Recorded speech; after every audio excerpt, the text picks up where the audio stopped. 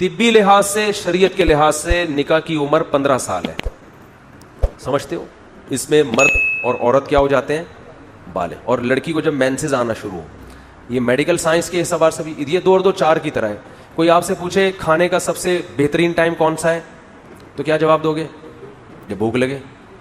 کیا خیال ہے؟ تو مرد جب مرد بن جائے, لڑکی جب لڑکی بن جائے. اس سے پہلے تو وہ بچے ہوتے ہیں, تو لڑکی میں بھی ڈیزائرز پیدا ہو جاتی ہیں جب اس کو مینسز شروع ہوتے ہیں. مرد بھی جب 15 سال کا ہوتا ہے تو بھرپور اس میں جذبات پیدا ہو چکے ہوتے ہیں. تو میڈیکل سائنس کہتی ہے اب ان دونوں کا ملاپ ان کی صحت کے لیے ضروری ہے. اور ہر مخلوق میں ایسا ہوتا ہے. بکرا 2 دانت کا ہوتا ہے, شوہر بن چکا ہوتا ہے. وہ جیسے 2 دانت کا ہوا نا, شوہر بن چکا ہوتا ہے. بکری بھی بیوی بن چکی ہوتی ہے. گائے, بیل, بھیڑ, بکرے, دمبے, مرغے, سب کی ٹائم پہ شادیاں ہوتی ہیں. صرف انسان پر یہ کمبختی آئی ہوئی ہے کہ وہ جب بالغ ہوا تو اب شادی کے علاوہ دنیا کے تمام کام کرے گا. البتہ عمر تو یہ ہے, لیکن ضروری نہیں ہے کہ اس میں آپ کو رشتہ بھی ملے. وجہ اس کی یہ ہے کہ مرد کے کندھوں پہ اللہ نے نان نفقے کی ذمہ داریاں ڈالی ہیں, اور یہ آپ کے کندھوں پہ ڈالی ہیں. آپ کے ابا کے کندھوں پہ بھی آپ کی بیوی کو پالنا اللہ نے نہیں ڈالا. تو جب آپ کی جیب میں کچھ بھی نہیں ہوگا سوائے میری 4 شادیوں والی کتاب کے اور 4 شادیوں والے بیانات کے, تو کوئی آپ کو رشتہ نہیں دے گا, اور دینا بھی نہیں چاہیے. کیونکہ وہ کس بیس پہ دے گا؟ بولے گا تیرے پاس ہے کیا جو میری بیوی میری بچی کو کھلائے گا؟ کہاں سے گیس بجلی کا بل کہاں سے دے گا تو؟ تو ایسے موقع پر اگر آپ کے ابا اتنے لینڈ لارڈ ہیں, وہ کہیں میں کر رہا ہوں تو ٹھیک ہے, لیکن ان پر لازم نہیں ہے. اگر کر دیں تو بہت اچھی بات ہے, نہیں کرتے تو پھر آپ کو جاب تلاش کرنی پڑے گی. جب آپ جاب تلاش کریں گے تو جاب ملے گی نہیں جب تک آپ کچھ پڑھ لکھ کے کچھ بن نہیں جائیں گے, کچھ بزنس نہیں کر لیں گے. تو اس بیس پر آپ نکاح میں تاخیر کرتے ہیں کہ معاشی لحاظ سے آپ مضبوط نہیں ہوتے. شریعت تو کہہ رہی ہے کر لو, لیکن شریعت یہ بھی بتا رہی ہے رشتہ مل رہا ہے تو کر لو, نہیں مل رہا تو کیا کرو؟ صبر کرو. اور اس عمر میں اکثر رشتہ ملتا نہیں ہے, اور نہ ملنے کی بھی ایک ریزن ہوتی ہے. تو نہیں مل رہا تو ایک الگ بات ہے, سمجھتے ہو؟ وہ تو 40 سال میں بھی نہیں ملے گا پھر بھی نہیں کرو گے. وہ تو جب ملے گا نا تو ملتا نہیں ہے. لوگ میرا بیان سن کے جاتے ہیں 4 شادیوں پہ, 8 سے میں کر رہا ہوں, رشتہ ہی نہیں دے رہا کوئی. تو میں کہتا ہوں بھائی رشتہ ملنا ایک الگ ٹاپک ہے. آپ ابھی تو لوگ کوشش ہی نہیں کر رہے نا. کوشش کرو, مل گیا تو کر لو, نہیں ملا تو صبر کرو. جیسے بھوک لگ رہی ہے, آپ جاؤ گے ہوٹل کھانا کھانے کے لیے نا, تو ہوٹل والے سے کہو گے بھائی 1 پلیٹ نہاری 1 پلیٹ بریانی, وہ کہے گا بھائی 100 روپے کی ہے, پیسے ہیں؟ وہ کہہ رہے نہیں پیسے کے, پتلی گلی سے نکل. آپ کہو گے مفتی صاحب سے میں نے سنا ہے کہ کھانا کھانے کا بہترین ٹائم وہ ہے جب بھوک لگ رہی ہو. وہ کہے گا پھر مفتی صاحب ہی سے جا کے کھا لے کھانا, وہی تیرے کو نہاری کھلا دیں گے. ہم نے یہ ہوٹل فری پھوکٹ کے لیے نہیں کھولا. تو خواتین جو آپ سے شادی کرتی ہیں وہ نان نفقے کی ذمہ داری آپ کے کندھوں پہ ڈالنے کے لیے کہ یہاں سے ہمیں فری میں کھانا پینا مل جائے گا, یہ بھی ایک وجہ ہوتی ہے. تو ان کو یہ حق حاصل ہے کہ وہ 15 سال کے آپ ہو گئے پھر بھی انکار کر دیں. تو آپ کا کام ہے آپ تلاش کرتے رہیں, ان کا کام ہے آپ انکار کرتے رہیں. مل جائے تو ٹھیک ہے, نہیں ملے تو قرآن کہہ رہا ہے, حدیث کہہ رہی ہے کہ روزے رکھ کے اپنی خواہش نفسانیہ کو کم کرو. سمجھتے ہو؟ تو آپ کہیں گے جب یہ کام ہو ہی نہیں سکتا پھر آپ جلدی نکاح کی ترغیب کیوں دیتے ہیں؟ بہت سو کا ہو سک رہا ہوتا ہے پھر بھی نہیں کر رہے ہوتے. وہ کہتے ہیں کوئی شادی کی عمر تھوڑی ہے, بہت سو کو مل رہا ہوتا ہے پھر بھی نہیں کر رہے ہوتے. تو ان بے وقوفوں کو بتایا جا رہا ہے کہ یار اگر تمہیں مل رہا ہے یا تمہارے ابا کر رہے ہیں اپنے خرچے پہ, تو پھر کیوں انکار کر رہے ہو؟ پھر تو کر لینا چاہیے. اب دوبارہ کسی نے شادی کا سوال کیا نا, اس کو یہاں کیمرے میں لا کے کروں گا, بولا یہ ہے اصل, یہ جو بار بار میں شادی کرتا ہوں ان کی وجہ سے کر رہا ہوں میں تو چاہ رہا ہوں بس 2 سوال اور لے لیتا ہوں پھر چھٹی آپ لوگوں کی. یہ ہو گئے سارے.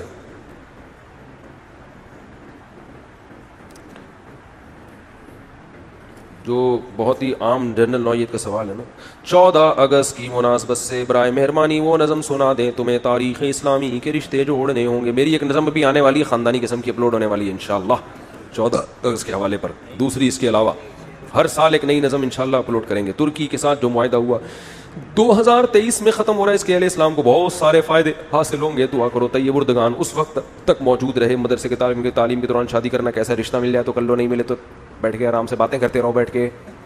بھائی طلب علمی کے درمیان بھی رشتہ مل جائے تو کر لو, اس سے فائدہ ہی ہوگا, نقصان نہیں ہوگا. لیکن ملتا نہیں ہے عام طور پہ, سمجھ رہے ہو. ہم بھی اتنی باتیں پھینک رہے ہیں, شادی ہم نے بھی پہلی 26 سال میں کی تھی کیونکہ جذبات ہی تھے, رشتہ کوئی لفٹ ہی نہیں کراتا تھا. یہ پوچھتا تھا کہاں سے کھلاؤ گے, کیا ہے, تو جیب میں ہاتھ ڈالتے تھے تو 500 روپے نکلتے تھے. پھر ہم کہتے یار اس میں اپنا پان گٹکا کر لو یا بیگم کو کر لو. تو ایسا ہوتا نہیں ہے. اور اگر کوئی خاتون ایسی مل جائے آپ کو, وہ کہے ٹھیک ہے 250 میں گزارا کروں گی, 250 خود کھاؤ 250 مجھے کھلاؤ, میں گزارا کر لوں گی, تو میں فوراً کر لیتا. لیکن اس طرح کی خواتین مارکیٹ میں شارٹ ہے. اچھا بھائی مفتی صاحب میرے بھائی کا رشتہ ہے مگر ان کی فیملی بہاری ہے. والدہ ہماری فیملی کی وجہ سے صرف منع کر رہی ہیں. او بھائی بہاری بڑے خاندانی لوگ ہوتے ہیں, بڑے اچھی ان کا فیملی سسٹم بڑا مضبوط ہوتا ہے. اچھا رشتہ مل رہا ہے, بس باتوں میں سنا ہے تیز ہوتے ہیں, باتوں میں کیا ہوتے ہیں, بڑے تیز ہوتے ہیں. اب یہ نہیں ہو سکتا یہ تیز نہ ہو بات, اور اگر ہیں بھی تو ساری خوبیاں سب میں تھوڑی ہوتی ہیں بھائی. تو بہاری رشتہ مل رہا ہے, فوراً سے پہلے کرو, فوراً سے پہلے. بچے بڑے باتونی پیدا ہوں گے. فصیح و بلیغ. اماں سے بولو قوم خاندان کی شرط ہٹا دیں, بس اچھی لڑکی کو تلاش کریں, کسی بھی قوم میں مل جائے. تو خام خواہ میں قوموں کو مسلط کرو گے تو سوائے ذلت اور خواری کے کچھ بھی حاصل نہیں ہوگا. تو یہ فرق ختم کر کے کوشش تو کریں اپنے رشتہ داروں میں, کزنوں میں, نہیں تو جہاں مل رہا ہے وہاں کر دیں بھائی. میرے بہت سے دوست بہاری ہیں, مجھے تو بڑے اچھے لگے ہیں ماشاءاللہ. بڑے ایجوکیشن کا ریشو بہاریوں میں بہت زیادہ ہے, ذہین بہت ہوتے ہیں. تو باقی یہ کہ سب خوبیاں سب قوم میں نہیں ہوتی. میں یہ کیا لکھا, جنید میں اولاد میں پڑھنا مجھے سب یاد نہیں ہوتا. میں شادی شدہ ہوں, گھر کا ذمہ دار بھی ہوں, عالم بننے کا شوق, میں کیا کروں, مدرسہ چھوڑ دوں یا اسے بھی. پہلے بھائی بیوی بچوں کے حقوق ادا کریں, اس کے دوران سائڈ میں علم دین بھی حاصل کرتے رہیں. دین کا علم ایسے حاصل کرنا کہ بیوی بچوں کا حق ہی ضائع ہو جائے, یہ تو پھر جائز نہیں ہے نا. کیا آپ صلی اللہ علیہ وسلم کے لیے نفلی قربانی کرنا بدعت ہے؟ جائز ہے بھائی, کیوں بدعت ہو؟ کیا صحابہ سے اس کے متعلق کوئی عمل ثابت ہے؟ یہ صرف بر صغیر میں کیوں ہوتی ہے؟ کون سی حدیث میں آئے کہ جو عمل صرف بر صغیر میں وہ بدعت ہوگا؟ یہ کوئی حدیث ہے اس بارے میں؟ تو قرآن و حدیث میں جو بھی دلائل ملتے ہیں. یہ سال ثواب پر میں نے ایک پورا بیان ریکارڈ کروایا ہے, وہ میں طلبہ کو حدیث پڑھا رہا ہوں نا آج کل, اس پہ یا کسی اور وقت میں دوبارہ ریکارڈ کروا دوں گا, ورنہ بھی بات بہت لمبی ہو جائے گی. آج کل لڑکیوں کے ہاتھ میں اسمارٹ فون آ گیا ہے, کالجوں میں یونیورسٹیوں میں لڑکیاں ٹچ موبائل کی عادی ہو گئی ہیں. مجھ سے پوچھ کے نہیں ہوئی بھائی. دوسری بات یہ کہ ان جدید چیزوں سے روکنا اب ممکن نہیں. اگر آپ یہ کہو کہ میں یوں کہوں کہ لڑکیوں کو موبائل لے کے نہ دیں, تو یہ ایک ایسی بات ہوگی جو عملاً ممکن نہیں ہے, کیونکہ اس کے اتنے فائدے, اتنی آسانیاں ہیں کہ اب ان کے سائیڈ ایفیکٹ ہی سے بچنے کی کوشش کی جائے گی. ان چیزوں پہ پابندیاں لگانا عملاً ممکن ہی نہیں ہے. جو چیز ممکن نہیں ہے اس پہ بات کر کے اپنا ٹائم ویسٹ کرنے کا کوئی فائدہ ہے؟ ہو سکتا ہے لاکھوں میں کوئی 2-4 اس پابندی پر عمل کر لیں, جو پاسبل ہی نہیں ہے. بہت سے علماء نے, بہت سے تو نہیں کہہ سکتے, بعض علماء نے ٹچ موبائل کے خلاف بیانات کیے, پھر خود ٹچ موبائل لے کے گھوم رہے ہیں. وہ ان کا خیال یہ تھا کہ ہم پابندیوں پہ عمل کر لیں گے, لیکن جب وہ ماحول میں گئے ان کو خود اندازہ ہو گیا بھائی ایسی پابندی ہے جو عملاً ممکن نہیں ہے. تو اب یہ ایسی چیز نہیں ہے جس پہ آپ یہ کہو کہ یہ نہ, سب کے پاس موبائل ہے, سب کے پاس ٹچ موبائل ہے, سب کے پاس اپنا لیپ ٹاپ ہے. اب ان چیزوں کے سائیڈ افیکٹ سے بچنے کی تو کوشش کی جائے گی. ان چیزوں, جن ماں باپ نے گھر میں بچوں پر کمپیوٹر پہ پابندی لگائی ہے نا, وہ بچے پھر پڑوسیوں کے ہاں جا کے پوری فلمیں دیکھ رہے ہیں جا کے. ٹھیک ہے, جنہوں نے انٹرنیٹ بند کر دیا کہ ہم رکھیں گے ہی نہیں کسی قیمت میں, ان کے بچے پھر سینما گھروں میں جا کے فلمیں دیکھ رہے ہیں. تو اتنی زیادہ پابندیاں لگانے سے بغاوت کے علاوہ کچھ بھی حاصل نہیں ہوگا.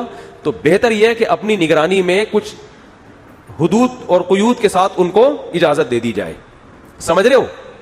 کچھ حدود کے ساتھ. مثال کے طور پر گھر میں آپ نے کمپیوٹر رکھ لیا, بس یہ قانون بنا دیا کہ بھائی کنڈی لگا کے دیکھنے کی اجازت نہیں ہے, بند کمرے میں کسی کو نہیں دیکھنا, جو ہے بھائی دروازہ کھلا ہوگا. آپ کے بچے کے پاس موبائل ہے, بیٹا چھپ چھپا کے فون کرنے کی اجازت نہیں ہے کہ مجھے دیکھتے ہی ایک دم سائڈ پہ چلے گا. بعض عورتیں کہتی ہیں ہمارا میاں جو ہے نا ٹچ موبائل میں لگا ہوتا ہے, جیسے میں آتی ہوں یوں ایک دم نا یوں گھما کے یوں کر ایسے گھننے بن جاتے ہیں.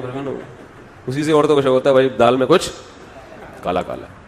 تو یہ سب چیزیں پھر بدگمانی کا ذریعہ بنتی ہیں. لیکن اب یہ عملاً ممکن نہیں ہے یہ کسی کو روکنا. بس اس کو سمجھایا ہو جائے کہ انسان کے بچے بن کے رہو بس. کیا نامحرم کے ہاتھ کا کھانا کھا سکتے ہیں؟ کھا سکتے ہیں اگر فتنے کا اندیشہ نہ ہو. تو یہ جو آپ ہوٹلوں میں کھاتے ہو جا کے, ایئر ہوسٹس جہازوں میں کھلا رہی ہے, آپ اپنے ہاتھ سے مبارک ہاتھوں سے کھلا رہی ہوتی ہے, یعنی کم از کم لا کے تو وہی رکھتی ہے نا. مفتی صاحب کھانا کھا کے زیادہ تعریفیں نہ کریں. نامحرم کا کھانا کھا کے بہت زیادہ تعریفیں نہ, اتنی کریں جتنی اپنی بیگم کی تعریفیں کرتے ہیں, وہ بڑے اعتدال سے ہوتی ہیں. وہ ایک آدمی کی بیوی اس کا سر دبا رہی تھی اور کہہ رہی تھی کہ آپ بتاؤ کبھی آپ کا سر کوئی دباتا تھا شادی سے پہلے؟ اس نے کہا درد ہی نہیں ہوتا تھا شادی سے پہلے. مفتی صاحب میری منگنی ہو گئی ہے جس میں لڑکی والوں کے گھر جاتا ہوں تو لڑکی پردے کی آڑ میں مجھے دیکھتی رہتی ہے, اسے سمجھائیں کہ ایسا نہ کریں. پردے کی آڑ میں دیکھ رہی ہے نا, آج شکر کرو اتنی نیک ہے.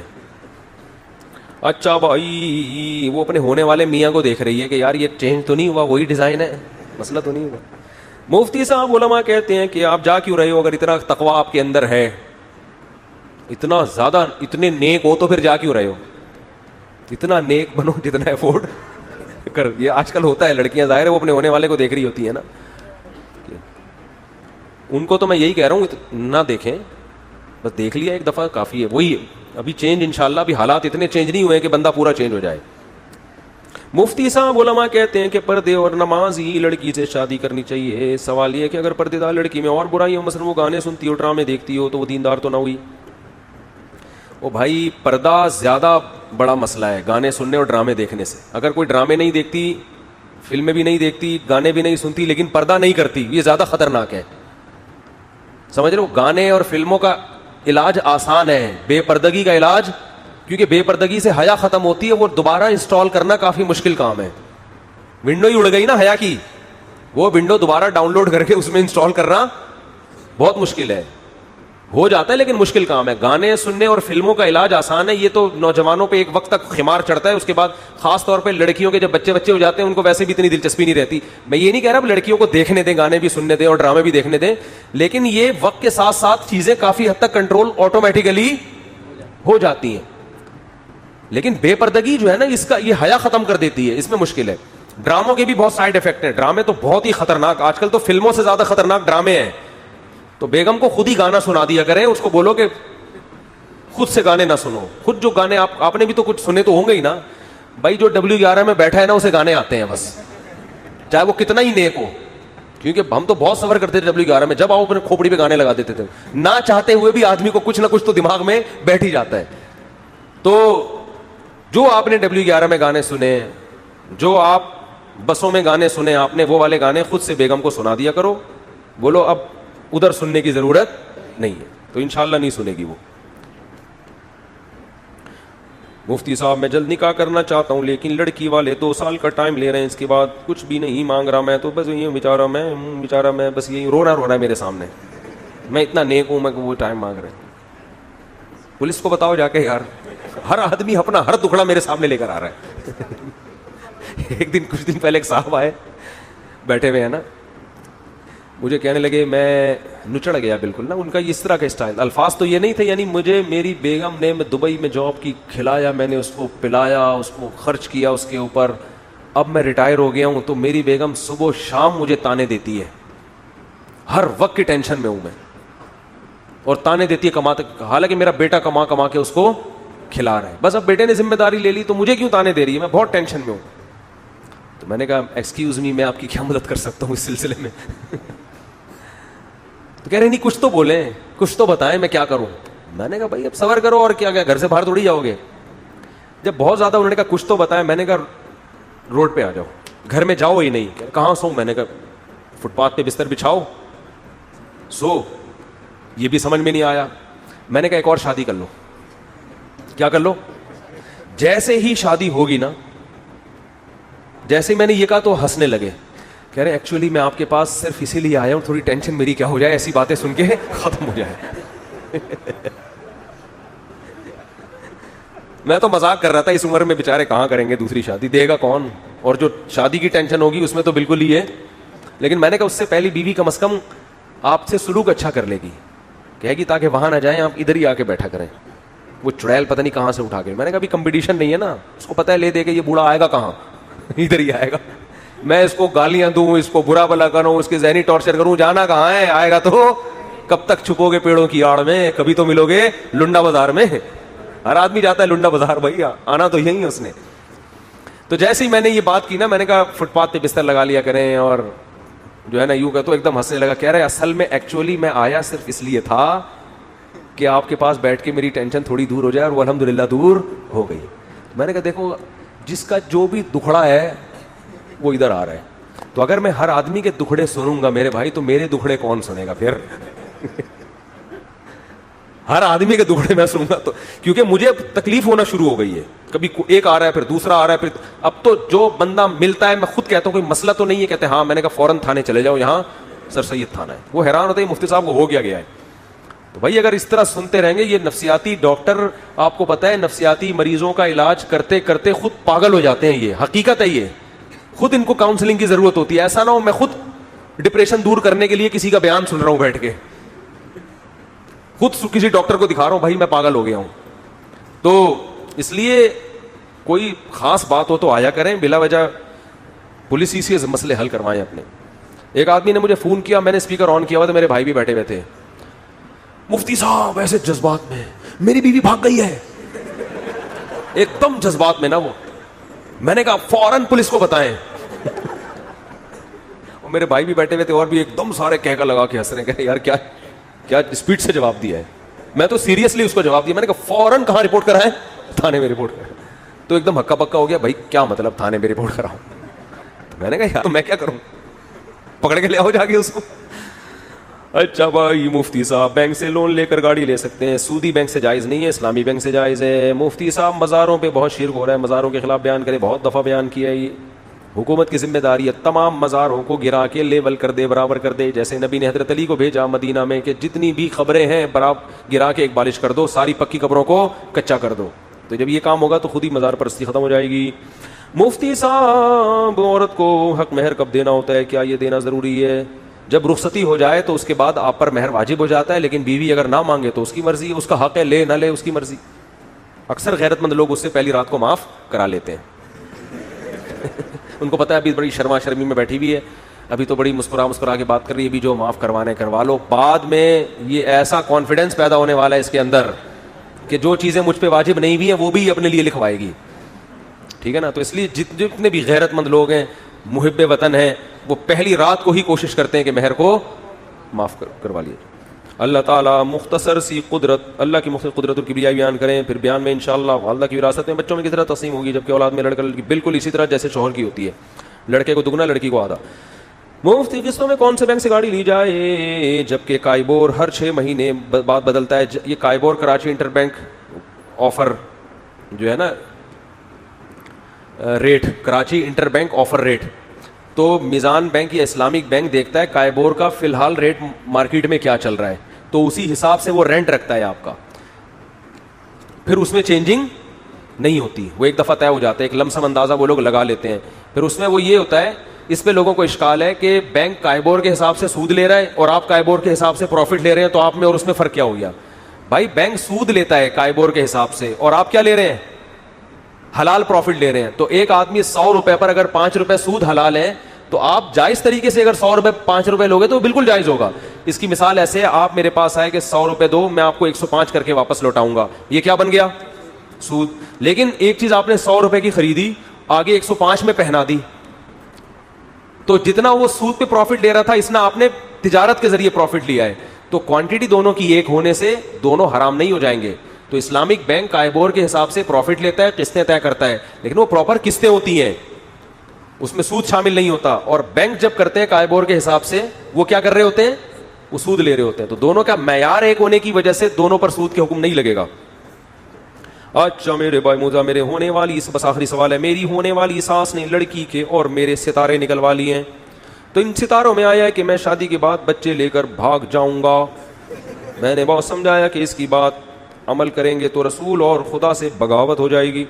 وہ نہیں مان رہی, بول رہی ہے کہ جاؤ طارق مسعود سے پوچھ لو.